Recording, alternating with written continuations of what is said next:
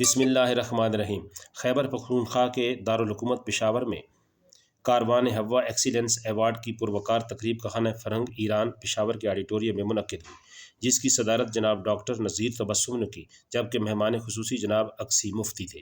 مشتاق شباب اور ڈائریکٹر خانہ فرہنگ جناب حسین چامکی نے بطور مہمان اعزاز تقریب میں شرکت کی۔ چوتھے سالانہ کاروان ہوا ایکسیلنس ایوارڈ 2025 وصول کرنے کے لیے پاکستان کے مختلف شہروں سے مرد و خواتین شاعروں، ادیبوں اور سماجی شخصیات نے شرکت کی۔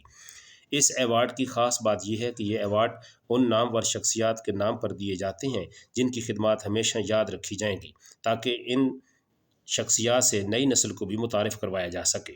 حسان بن ثابت، محترمہ فاطمہ جناح، احمد فراز، خاطر غزنوی، محسن احسان، غلام محمد قاصر، پریشان خٹک، خوشحال خان خٹک، لالا امیر حسین صدیقی، احمد علی سائیں، مسعود انور شفقی ایوارڈ کے علاوہ کاروان ہوا اسپیشل ایوارڈ بھی مختلف شخصیات کی خدمات پر پیش کیے گئے۔ تقریب کی میزبان محترمہ بشریٰ فرح نے مہمانوں اور تمام شرکاء کی آمد کا شکریہ ادا کیا، جبکہ مہمانوں نے کاروان ہوا ایکسیلنس ایوارڈ دینے پر انتظامیہ کا شکریہ ادا کیا۔ اس موقع پر پاک فوج کی خدمات کو منظوم خراج عقیدت بھی پیش کیا گیا۔ پاکستان پائندہ باد۔